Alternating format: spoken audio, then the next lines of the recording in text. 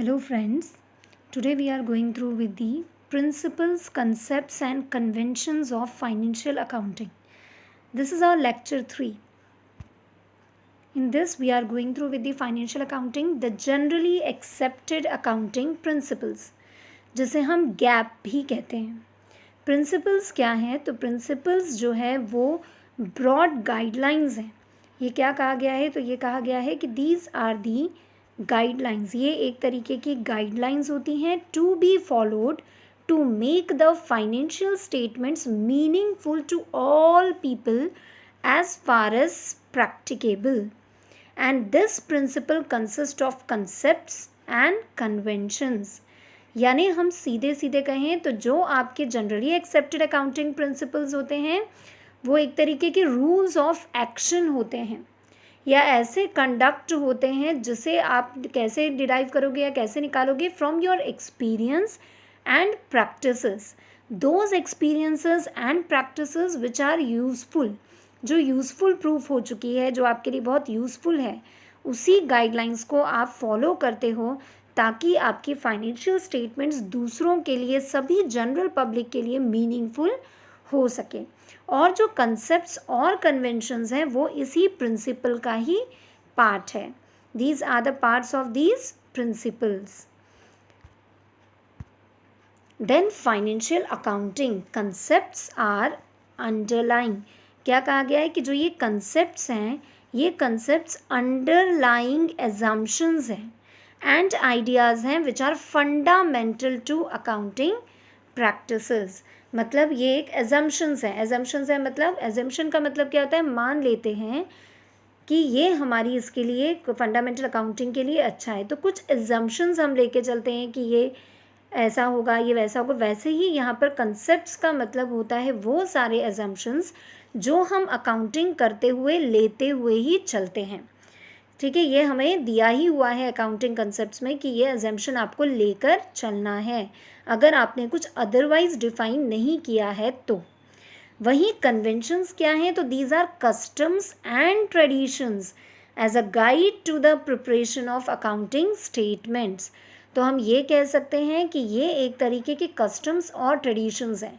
Customs और traditions क्यों कहा गया है? क्योंकि कई सालों से आप जो पॉलिसीज़ वगैरह या जो प्रिंसिपल्स फॉलो करते आ रहे हो, जो अडॉप्ट करते आ रहे हो over a period of time, उसी को आप कंटिन्यू करने वाले हो. That is the conventions. These are the conventions. यहाँ हम पहले देखने वाले हैं फाइनेंशियल अकाउंटिंग कंसेप्ट्स क्या होते हैं. फाइनेंशियल अकाउंटिंग कंसेप्ट्स के अंदर हम देखेंगे सेपरेट एंटिटी. हम पहले भी सेपरेट एंटिटी देख चुके हैं कि सेपरेट एंटिटी क्या होती है या बिजनेस एंटिटी क्या होती है. अगर हम ये going concern, money measurement, cost, accounting period, matching of cost and revenues, dual aspect, accrual system and realisation concept, ये सारे कंसेप्ट्स होते हैं. यही सारे जो कंसेप्ट्स हैं यही आपके एजम्पशंस हैं जिन एजम्पशन के बेसिस पर आप अपनी फाइनेंशियल स्टेटमेंट्स को प्रिपेयर करोगे. तो हमें जो बेसिक पढ़ेंगे उसमें ये कंसेप्ट याद रखना है. जिन कंसेप्ट में सबसे इम्पॉर्टेंट कंसेप्ट होता है सेपरेट लीगल एंटिटी का, गोइंग कंसर्न का और आपका money measurement plus matching of cost and revenues. सभी इम्पॉर्टेंट है पर बेसिकली आपको ये चार ज़्यादा यूज़ में आते हैं. बिजनेस एंटिटी कंसेप्ट कहता है business and its owners are separate entities. Owner को हम कैसा ट्रीट करते हैं? तो कहा गया है कि owner is the creditor of the company to the extent capital. उतना आप उसके लिए क्रेडिटर हो जितने का कैपिटल उस ओनर ने कंपनी में कंट्रीब्यूट किया है. अगर मैंने कोई बिज़नेस स्टार्ट करने के लिए, बिज़नेस मेरा ही है पर बिज़नेस शुरू करने के लिए कंपनी बनाई और 1 लाख की कैपिटल मैंने लगाई, तो वो कैपिटल 1 लाख रुपए जो है उस 1 लाख के लिए ओनर जो है यानी कि मैं जो हूँ वो उस कंपनी के लिए क्रेडिटर हो गया. ठीक है, क्रेडिटर हो जाएंगे तो कहा गया है कि ओनर कितने के लिए क्रेडिटर है? जितना एक्सटेंट में वो कैपिटल यानी कि उतना पैसा जो बिज़नेस को शुरू करने के लिए चाहिए था वो लेकर आएगा. This concept keeps the personal. ये क्या कहता है कि ये कंसेप्ट क्या करता है? तो it keep the personal affairs of the business away, business away, away दूर रखता है फ्रॉम बिजनेस अफेयर्स, यानी सीधे सीधे शब्दों में ये आपके पर्सनल अफेयर्स को, आपके बिजनेस अफेयर्स को अलग अलग रखता है। Second concept is the going concern concept.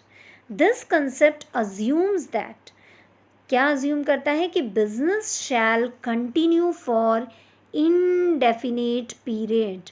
Business कब तक के लिए कंटिन्यू करने वाला है? तो बिजनेस आपका कंटिन्यू होगा फॉर इनडेफिनेट पीरियड।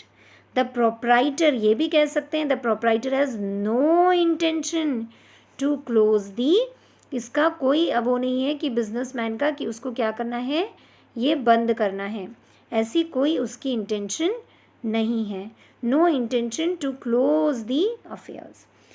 दूसरा ये देखिए, बिजनेस कंसेप्ट में आपने मनी मेजरमेंट भी देख रहे हैं। मनी मेजरमेंट क्या है?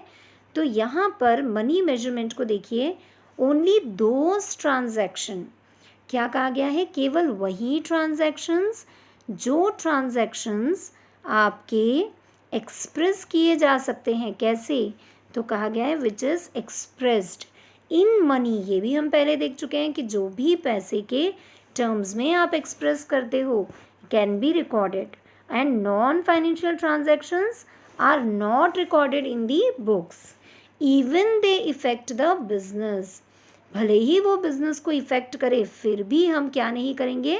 तो कहा गया है फिर भी हम जो आपके फाइनेंशियल यानी कि मॉनिटरी टर्म्स है वही रिकॉर्ड करेंगे। और नॉन फाइनेंशियल मतलब जिसमें पैसों की बात नहीं है, are not recorded in the books, books में आपको रिकॉर्ड नहीं करना है भले ही वो आपके बिजनेस को इफ़ेक्ट करे।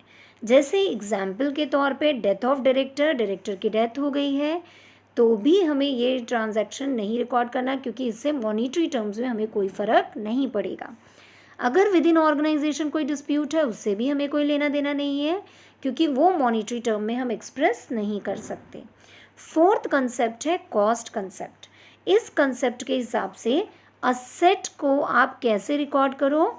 तो असेट को यानी कि बिजनेस में जो भी असेट्स है, मशीनरी वगैरह है, फिक्स्ड असेट है, करंट असेट है, that fix asset and asset can be recorded at cost at the time of its purchase. Purchase करते समय उसकी जो भी कॉस्ट है उस पर आप उसको रिकॉर्ड कर लो। And can be, shall be कहा गया है, shall be reduced systematically by charging depreciation. लेकिन उसको क्या करो? हर साल डेप्रिशिएट करके, क्योंकि उसकी वैल्यू तो धीरे धीरे कम होगी एसेट की, तो डेप्रिसिएशन लगा कर सिस्टमेटिकली उसे कम करते जाओ। फिफ्थ आता है आपका अकाउंटिंग पीरियड। अकाउंटिंग पीरियड क्या कहता है? According to this concept the life of enterprises broken into. हमने क्या किया? पूरे बिजनेस की लाइफ ऑफ एंटरप्राइज मतलब बिजनेस की लाइफ को हमने छोटे छोटे पीरियड्स में बांट लिया, ब्रोक कर दिया मीन्स बांट लिया उसको। The main objective of this concept, ये मेन ऑब्जेक्टिव क्या है इस कंसेप्ट का? To know the performance of enterprises at regular interval. हम हर एक इंटरवल पे, कहिए 6 महीने, 1 साल में अपनी एंटरप्राइज की परफॉर्मेंस को जानना चाहते हैं। ये हमारा कंसेप्ट अकाउंटिंग पीरियड का हो गया। Next we have the matching concept. Matching concept में कहा गया है the expenses of that period. ये भी हम पहले देख चुके हैं। Expenses of that period should be matched with, जो भी एक्सपेंसेस हैं उसी पीरियड के मैच होना चाहिए। किससे? Revenue of that period. जिस पीरियड के आप एक्सपेंसेस की बात कर रहे हो उसी पीरियड के रेवेन्यू मैच होने चाहिए। It says cost incurred to earn the revenue should be recognized as expenses। जो भी खर्चा आपको लगा है उसको कैसे रिकॉग्नाइज करो? एक्सपेंसेस के तौर पर in the period when revenue is recognised. Dual concept, dual concept मतलब दो concept. Every transaction has 2 aspects, a debit aspect and credit aspect. Equation हमेशा क्या रहने वाली है? आपकी असेट कितनी होगी? लाइबिलिटीज प्लस कैपिटल होंगी। ये जितनी भी टर्म्स आपको दिख रही हैं, एसेट्स क्या हैं, लाइबिलिटीज़ क्या हैं, कैपिटल क्या है, ये सब हमें पता चलेगा। पर फॉर द टाइम बीइंग आप इतना समझिए कि एसेट्स जो होंगी वो हमेशा लाइबिलिटीज़ प्लस कैपिटल के बराबर होंगी। ये इक्वेशन आपकी सबसे इम्पॉर्टेंट इक्वेशन है, जिस पे हम कुछ प्रैक्टिकल क्वेश्चंस भी देखेंगे, जिससे हमें समझ में आए कि एक्चुअल में इस इक्वेशन का क्या मतलब है। पर अभी हम कंसेप्ट कर रहे हैं तो कंसेप्ट को ही गो थ्रू करते हैं। Next is accrual concept. Accrual concept कहता है, according to this concept transaction should be recorded at the time when it takes place and not when cash is realised. Next we have the conventions. Conventions क्या हैं? Conventions financial accounting के conventions क्या हैं? Conventions हमने कहा था क्या होते हैं conventions? That is the principles और the guidelines adopted by the enterprises over a period of time. एक पीरियड ऑफ टाइम में आपको ये कन्वेंशंस को एक पीरियड ऑफ टाइम तक क्या करना है? अडॉप्ट करना है।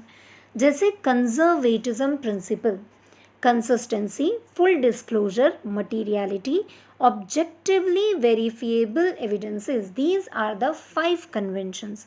हम एक एक को समझेंगे क्या होता है। कंजर्वेटिज्म का मतलब होता है it states that we should not anticipate a profit. ये भी मैंने लास्ट टाइम भी बताया था, we should not anticipate a profit. हमें प्रॉफिट को एंटिसिपेट नहीं करना है, बट शुड प्रोवाइड फॉर, लेकिन हमें क्या करना है? हमें ऑल पॉसिबल लॉसेस, जो भी लॉसेस होने के चांसेस हैं, उन सभी पॉसिबल लॉसेस को हमें प्रोवाइड फॉर करना है। मतलब उसको ध्यान में रखना है, उसे देखते रहना है कि क्या लॉस होने वाला है, उसकी तैयारी करते रहना है। लेकिन प्रॉफिट को आपको पहले ही अकाउंट्स में एंटिसिपेट नहीं करना है। Consistency, as per this conventions accounting practices once selected, क्या कहा गया है? Once selected. आपने एक बार कोई प्रैक्टिस या कन्वेंशन, जो भी आपकी प्रैक्टिस है अकाउंटिंग में, जो भी मेथड आप अप्लाई कर रहे हो, एक बार आपने सिलेक्ट कर ली या अडॉप्ट कर ली तो उसे कंसिस्टेंटली अप्लाई करो। ठीक है, year and does not mean, लेकिन क्या इसका मतलब ये है कि आपने एक बार सिलेक्ट कर ली तो अब आप चेंज ही नहीं कर सकते? तो ऐसा कहा गया है, इट डज नॉट मीन, ऐसा नहीं है। Once adopted can never be changed, ऐसा नहीं है। Once adopted can not be और never be changed, they can be changed, उसे चेंज कर सकते हैं। If the change is desirable, अगर आपके लिए वो चेंज ज़रूरी है तो आप उसे चेंज कर सकते हो। लेकिन फिर भी कोशिश ये करनी चाहिए, एक बार अडॉप्ट कर लिया तो कुछ समय तक या कुछ सालों तक आपने उसको करना चाहिए। विदाउट एनी रीज़न हर साल चेंज नहीं करना चाहिए, थोड़ी कंसिस्टेंसी उसमें रखनी चाहिए। फुल डिस्क्लोजर में क्या कहा गया है? All significant, all important information should be fully and Fairlie, fully तो है ही, साथ में वो कहता है फेयरली डिस्क्लोज करो, सही सही, उसमें कुछ गड़बड़ मत करो और पूरी पूरी डिटेल बताओ in the financial statements. Next we have materiality. Accountancy should record only those material items, मतलब जो इंपॉर्टेंट आइटम्स हैं, जो हमारे बिजनेस को इफेक्ट करने वाले हैं, ऐसी कोई इन्फॉर्मेशन है अगर तो शुड रिकॉर्ड ओनली, क्या कहा गया? Only those items which are material, जो मटीरियल है उन्हें रिकॉर्ड करो और इग्नोर करो, किसको इग्नोर करो? ऑल इनसिग्निफिकेंट आइटम्स, जो भी आइटम्स इनसिग्निफिकेंट हैं उनको इग्नोर करो। An item is said to be material, कब कहेंगे कि ये आइटम मटीरियल है? हमें कैसे पता चलेगा कि ये बिजनेस में आइटम मटीरियल है? तो कहा गया है if it is likely to influence the decision to users, अगर वो पर्टिकुलर इंफॉर्मेशन या रिकॉर्ड्स आपकी यूज़र्स के डिसीजन को इन्फ्लुएंस कर सकते हैं तो ऐसे आइटम्स आपके लिए मटीरियल आइटम्स कहलाते हैं। और जो इन्फॉर्मेशन, जो रिकॉर्ड्स आपके यूज़र्स के डिसीजंस में कोई इन्फ्लुएंस नहीं कर सकते, कुछ चेंज नहीं ला सकते, तो वो इममटीरियल या इनसिग्निफिकेंट आइटम्स हैं। तो आइटम्स को जब आप रिकॉर्ड कर रहे हो, मटीरियलिटी में शो करना चाहते हो, तो ये देखो कि क्या ये इन्फॉर्मेशन देने से यूज़र्स को कोई फ़ायदा होगा, क्या उनके डिसीजन पर कोई असर पड़ सकता है? अगर हाँ तो वो आपके लिए मटीरियल इन्फॉर्मेशन है। Now we have Indian accounting standards. Indian accounting standards, जैसे कि अगर हम अकाउंटिंग स्टैंडर्ड्स की बात करें, in order to bring out uniformity in terminology, सभी लोग अपने अपने हिसाब से क्या कर रहे थे? अलग अलग चीज़ें यहाँ पर कर रहे थे। कोई अलग मेथड यूज़ कर रहा था, कोई अलग मेथड, एक ही इसमें हमें प्रॉब्लम हो रहा था गवर्नमेंट को डिसाइड करने के लिए क्या करना है। तब उन्होंने क्या डिसाइड किया, उन्होंने कहा हमें कुछ इंडियन अकाउंटिंग स्टैंडर्ड्स को इंट्रोड्यूस करना पड़ेगा। ये एक तरीके से selected set of accounting policies होती हैं। What it is a set of accounting policies guidelines regarding principles और मेथड्स, कौन से प्रिंसिपल कौन से methods to be chosen out of several alternatives. आपके पास हर एक मेथड, हर एक आइटम्स को कुछ भी काम करने के लिए नंबर ऑफ मेथड्स अवेलेबल हैं, पर out of those methods, out of those several principles या सेवरल अल्टरनेटिव्स आपके पास जो हैं, उनमें से आपको कौन सा चूज़ करना चाहिए, उसके लिए कुछ स्टैंडर्ड्स बना दिए। ठीक है, ये स्टैंडर्ड्स बना दिए कि आपको इनमें से ही करना है या यही करनी है। In order to bring out uniformity, इसीलिए स्टैंडर्ड्स बनाए क्योंकि वो चाहते थे कि कुछ यूनिफॉर्मिटी आ सके। यूनिफॉर्मिटी मतलब ज़्यादातर लोगों का अगर एक जैसा ही सब कुछ होगा, टर्मिनोलॉजीज, अप्रोच और प्रेजेंटेशन, तो एक ही इंडस्ट्री की जो अलग अलग कंपनीज़ हैं उन्हें हम क्या कर सकते हैं, कंपेयर कर सकते हैं। तो in order to bring about uniformity in terminology, approach and presentation of accounting research, ये किसने इंट्रोड्यूस किया है, तो ICAI, the institute of chartered accountant of India, established an accounting standard board, ये इंडियन अकाउंटिंग स्टैंडर्ड बोर्ड बनाई गई इन अप्रैल 1977। इसका main function क्या है, टू फॉर्मुलेट अकाउंटिंग स्टैंडर्ड। ये बोर्ड जो है ASB बोर्ड, इसका मेन काम है अकाउंटिंग स्टैंडर्ड्स बनाना।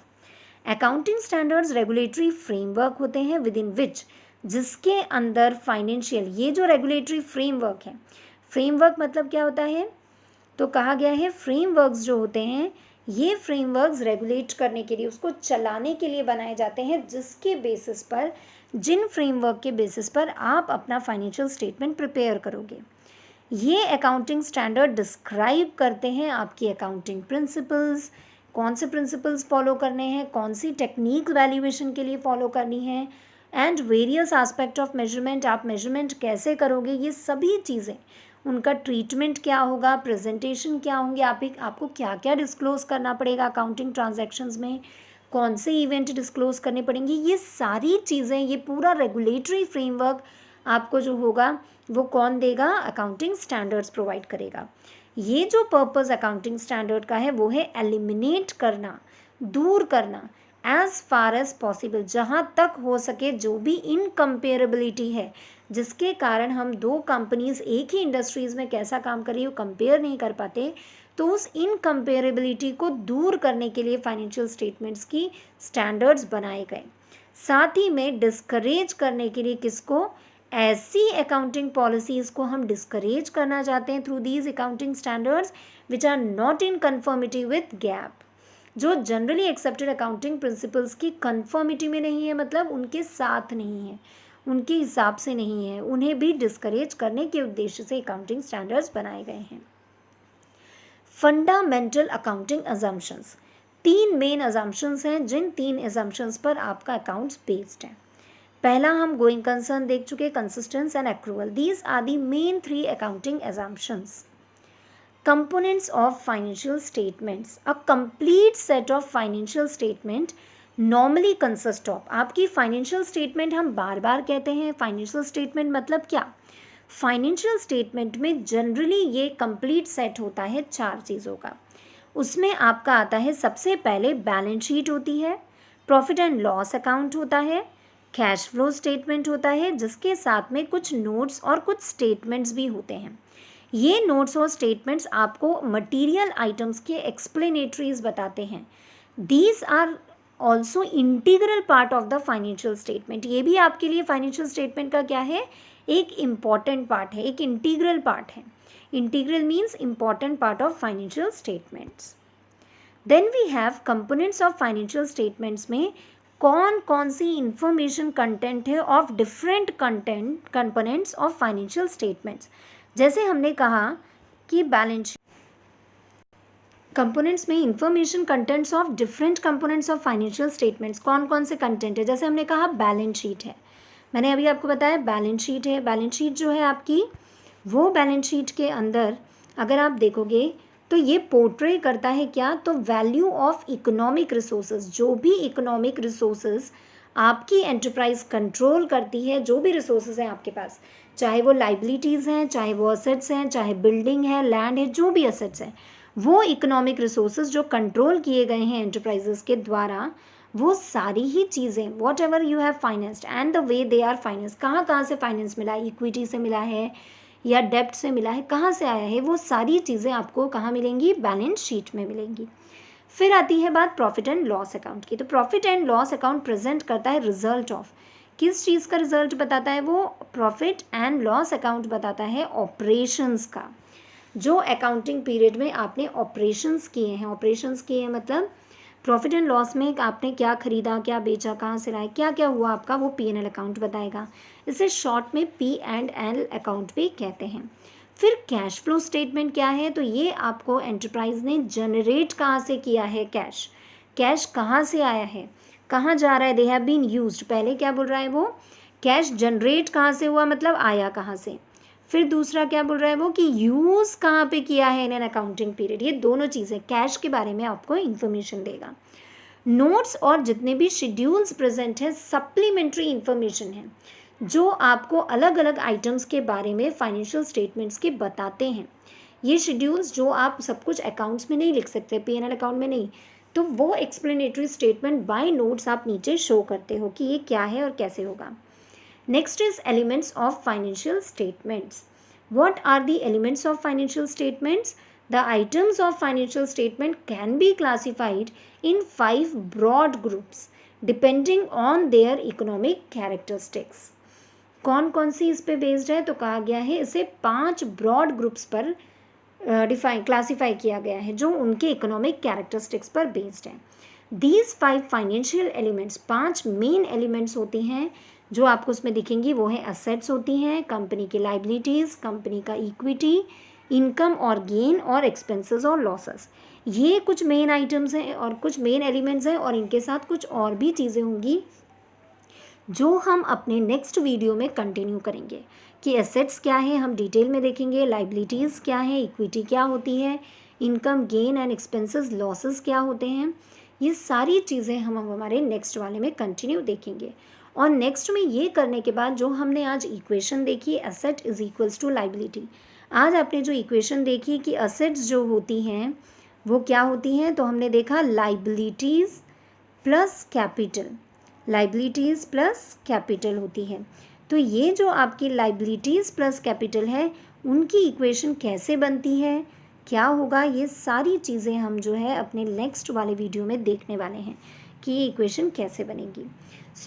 अगर आप लोगों को ये समझ में आ रहा है और अगर आप चाहते हैं कि आगे के जो हम दूसरे सब्जेक्ट से इससे रिलेटेड भी कुछ जो वीडियोस डालने वाले हैं उसकी इन्फॉर्मेशन या अपडेट्स आपको मिलती रही, तो उसके लिए प्लीज़ आप सब्सक्राइब करिए इस चैनल को और साथ ही साथ वहाँ पर बेल आइकॉन बताइए ताकि आपको आगे के जो नए वीडियोज़ हैं उनके बारे में इन्फॉर्मेशन मिलती रहे।